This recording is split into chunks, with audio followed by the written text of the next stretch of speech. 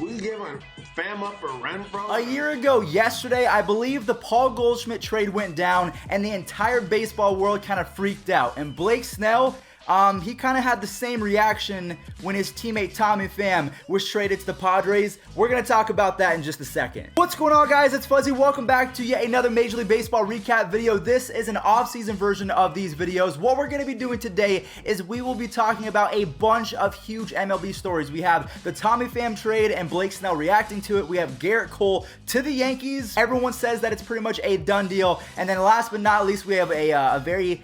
it's going to be very delicate. Francisco Lindor to the Phillies. That is being talked about at a high rate right now. We're going to see if it's going to happen. Make sure you guys stick around until the end to get all of the recap in your system. Make sure you get your baseball fix. And without further ado, let's start talking baseball. Before we get into the Blake Snell trade, I do want to talk about the recent signings that have happened. Some of them are a little small. Some of them are actually going to mean something. The first few, we have Howie Kendrick. He is re-signing with the Nationals. So he is the second free agent from that World Series squad to re-sign. First, it was Yan Gomes. Now it's Howie Kendrick. So I want you guys to let me know in the comment section down below. Do you think that they are going to keep the band together? And what I mean by that is, do you think that they're going to be able to retain Rendon and Strasburg? In my opinion, I feel like Rendon stays, but there's just something about Steven Strasburg that he's going to get more money elsewhere, and I feel like he might just walk. So let me know. Predict it in the comment section down below. Where's Rendon going, and where's Strasburg going to end up? The Minnesota Twins added two players. Well, technically, they added two players. They re-signed Michael Pineda to a 2-year, $20 million deal, so I'm not sure if you can classify that as another player, but he does re-sign. And then after that, Alex Avila, he signed a 1-year deal. So Mitch Garver, he broke out last season. He had a bunch of home runs. He was one of the most prolific hitters in baseball, along with his teammate Nelson Cruz. So when you have Alex Avila as his backup, you re-sign Michael Pineda. They're going back for that AL Central title. The White Sox are going to be great. The Indians, if they can get some pieces, they're going to stay relevant as well. Corey Kluber's back and healthy. I think that the AL Central is going to go from one of the worst divisions in baseball to one of the most compelling. I think it's going to happen. This next signing kind of shocked me because I never thought that Cole Hamels would go to a rival of the Philadelphia Phillies, because he came up with the Phillies. He was a World Series and playoffs hero. The fact that he just signed a 1-year, $18 million deal with the Atlanta Braves. The Braves, they are going for the chip this year. They're signing a bunch of 1-year deals. Josh Donaldson in 2018, Cole Hamels in 2019. They are gunning for that. They're pushing all of their chips into the table right now. In my opinion, I feel like $18 million for a 1-year rental, because I don't think that Cole Hamels is going to be back. That's a big price to pay. He was not good in the second half of 2019. I think he had almost a 6 ERA and 10 starts. Now, yes, he was injured, and yes, fatigue kind of got to him, but you can't be bad in the second half. That's playoff time. And then the last of the biggest free agent signings, we have Zach Wheeler going to the Philadelphia Phillies. And I think that if Aaron Nola can be what he was in the second half, if Jake Arrieta can be even a small semblance of what he was in Chicago, when you have Arrieta, Aaron Nola, and Zach Wheeler in the rotation, I actually think that's not too bad. It's a whole lot better than having Vince Velasquez in there every 5th day. But in my opinion, Zach Wheeler, I had him on my fantasy team. It was so up and down. One week he would get me 35 to 40 points. The next week he would give up, 6 to 7 earned runs, and then he would do that in back-to-back starts, and then he would have 3 quality starts in a row. So Zach Wheeler, in my opinion, he almost looks like a poor man's Gerrit Cole before Gerrit Cole exploded last season for the Astros. That's what Zach Wheeler kind of screams right now, that he is just one pitching coach away and one adjustment from becoming a very dominant pitcher. And if he does that this year, when you have Nola and Wheeler, and again, Arrieta as your third guy, they can make some noise. So I want you guys to let me know in the comment section down below. The last two kind of elite pitchers, I won't consider them elite anymore. Maybe they were a few years ago, but Madison Bumgarner and Dallas Keuchel, where do you think that they are going to end up? I think Mad Bum, he could still have a chance of signing with the Phillies. I think that Mad Bum, I don't think he would ever do it because there's a rivalry. But imagine Madison Bumgarner in LA as a Dodger. I think that would be a lot of fun because he can rake. That would make me happy. And then Dallas Keuchel, again, I mean, he's good, and then he's not good. I'm not really too sure if you want to give him Cole Hamels money, because he hasn't really shown that he can repeat the Cy Young Award that he did in the past. But at this point, I think teams are desperate for starting pitchers. Maybe New York goes out and grabs them. I'm not sure. Now we're going to go ahead and get into the trades. We're so close to the Blake Snell news, but 3 quick little ones I want to talk about is we have Jake Marisnick. He was traded to the Mets in exchange for a few prospects. Next up, we have Dylan Bundy to the Angels. He was actually out of the country. I can't imagine being in France or wherever he is and getting a call, hey buddy, will you come back? Pack your bags. You're done. So honestly, I think that the Angels will benefit from this because Dylan Dylan Bundy, he was supposed to be the next big thing for the Orioles. Didn't really pan out that way, but I think his ceiling is still very high. And then we have Jonathan Villar going to the Miami Marlins. I hoped that the Indians were going to make a move because we have a huge hole at second base because Jason Kipnis is leaving. So I thought the Indians, they would maybe trade away Bradley Zimmer or something like that. But of course, the Marlins scoop him up, and then they also grab Jesus Aguilar. So today, they changed their entire right side of the infield. And then we will talk about Gerrit Cole to the Yankees, if it's going to happen, as well as the Francisco Lindor trade. But before we do that, the final big thing of today is Blake Snell reacting to the Tommy Pham Hunter Renfroe trade. If you missed it, here it is. We giving Pham up for Renfroe and a damn slapdick prospect?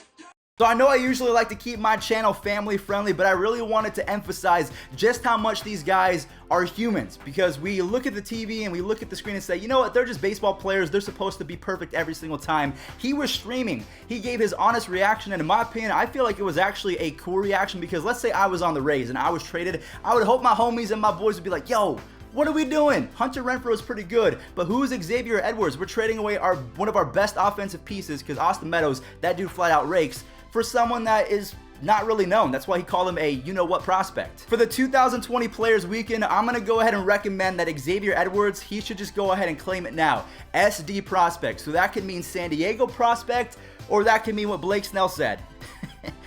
You-know-what SD prospect. We're going to go ahead and break this trade down right now, because I think that both teams did benefit. We're going to talk about Tommy Pham to the Padres first, because Tommy Pham, he has a career .375 on-base percentage. The Padres have not had one single hitter with that high of an on-base percentage per season since 2012, when Chase Headley broke out and then he signed with the Yankees and was actually atrocious. But I think that Pham, and also they got another prospect in Jake Cronenworth, he hit .325 in AAA. So when you have Pham and Cronenworth going to a brand new team, the Padres, their lineup is actually looking pretty good. I'm going to go ahead and throw it up right now. Buster Olney, he's been really key in providing the lineups for me the last couple days, so I wanted to shout him out real quick. Thanks, Buster. He has no idea who I am, but I'm acting like we're buddies. Tommy Pham is from Las Vegas. He went to Durango High School up the street, so I've always really liked him. He actually came into a shaved ice place that I was working at 3 years ago, so I'm a big fan of Tommy Pham.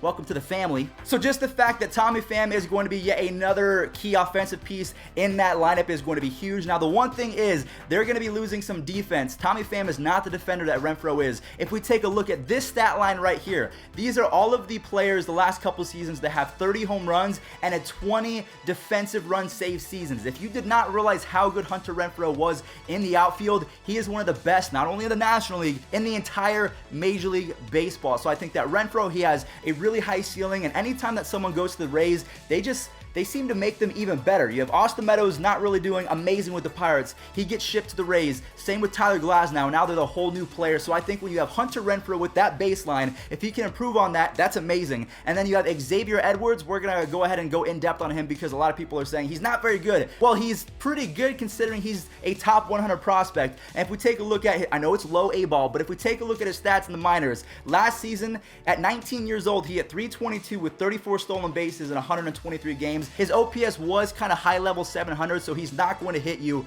10 home runs, 15 home runs a season. He's kind of a 5 to 6 home run, a lot of triples, a lot of stolen bases, can play a great second base, and I think that's exactly what the Padres could use at second base. They just acquired Jerkson Profar, they have Manny Machado, Eric Hosmer, they have a lot of pieces in place. Well, actually, Fernando Tatis Jr. would play shortstop, and they also got Trent Grisham. I'm going to go ahead and throw out the lineup right now, so I'm just throwing stuff out there. But I truly believe that both teams are going to benefit from this trade. There's not very many times that I think that there's going to be a fair trade, but this is one of them. And the last time that I saw someone be as honest as Blake Snell was me last year, when I was talking about Paul Goldschmidt when he was traded from the Diamondbacks to the St. Louis Cardinals. I thought to myself, Paul Goldschmidt, a star, in exchange for 2 SD prospects in Carson Kelly and Luke Weaver. I thought, what are the Diamondbacks doing? But luckily, Carson Kelly and Luke Weaver, they had great 2019s, and that could be the same thing for the Rays. Renfroe is already pretty good, and then you have Xavier Edwards, a top 100 prospect who has shown some promise, and all of the evaluators love him. He could be good. The last two stories that I want to talk about real quick is Gerrit Cole to the Yankees or the Dodgers or the Angels, and then Francisco Lindor to the Phillies, because if any of these two things happen anytime soon, it is going to change who will be winning the World Series in 2020. This could be a landslide signing. First off, Gerrit Cole, the Yankees fans are so adamant about getting him in that rotation. They pretty much have said, it's a blank check. Gerrit Cole, whatever you want, $250 million, $400 million, Brian Cashman's left nut, whatever you want, you can have it. And there was actually a funny clip. Brian Cashman was scaling down a building. I'm not really too sure why, but a fan in that office building put up a sign saying, sign Gerrit Cole. So they need to go give that fan season tickets or something, because I truly feel just that sign alone, they're going to get Gerrit Cole. Just because of that. But in my opinion, I feel like Gerrit Cole to the Yankees would make a lot of sense. Gerrit Cole to the Dodgers would make a lot of sense because he's been linked to the West Coast. But another team that I would really want him to go to is the Angels, because as a huge Mike Trout fan, I want him in the playoffs more than anything. Gerrit Cole is a big game pitcher. It's a big game league in the playoffs. And then you're also getting Shohei Ohtani back in the rotations. So you have Shohei maybe making 15 to 20 starts. You have Dylan Bundy, who might be able to reshape himself in an Angels uniform. And then you have Gerrit Cole. That's not a bad rotation if you're asking me. And then you factor in Mike Trout and maybe they call up Joe Adele. That's a pretty solid team, at least for me. Now, I don't know if it's going to be enough to surpass the A's or the Astros or the Rangers. It's honestly a pretty good division over there in the American League West, but that's going to do it for the Gerrit Cole news. I want you guys to let me know, is he going to sign a blank check with the Yankees? Is he going to LA? Is he going to the Angels? I don't really think it matters. Any team is kind of a good fit. And then our final story, this one directly affects me. I'm going to look at my little notes real quick, because it says that the Cleveland Indians should trade Francisco Lindor to the Phillies. The Phillies do not have a shortstop right now that is really formidable. Every other good team does, but they said that they should trade him for Spencer Howard and Alec Bohm. So my good friend Shelfie, if you guys do not follow him, I will put his whole channel link and everything like that in the description down below. He straight up said he would not do this trade. So these prospects must be really good. I mean, the fact that you have Spencer Howard and Alec Bohm, I've heard that they're good, but Francisco Lindor is a bona fide stud. You put him in the same lineup as Bryce Harper and all the other guys, I think that you add even more protection to someone like Harper or Hoskins. That takes the pressure off Hoskins. He was horrific. One of the worst hitters in baseball in the second half of 2019. So if you get that lineup re-energized, Andrew McCutchen comes back healthy, Francisco Lindor in the heart and the meat and potatoes of that lineup, I think if you give up a few prospects, why not? I would love to have them on the squad and actually be able to get better as we age, because the Indians, they have Shane Bieber, really good, Mike Clevenger, Zach Plesac, Aaron Savali. That's a young group of players. Maybe we push Carlos Carrasco and Corey Kluber out the door to save some money. We still have Jose Ramirez, we have Tyler Naquin, Bradley Zimmer, a really good young group of players, and I'm not really too sure if it's going to happen. I don't think it's going to happen, but that's going to do it for today's video. Thank you all so much for watching. We covered a lot of signings, a lot of trades, a lot of drama. Gerrit Cole to whatever team he's going to. Is Francisco Lindor going to be traded? Who knows? Thank you all so much for watching. If you like baseball, make sure you guys subscribe. I talk about it every single day. Catch you in the next one. Peace out.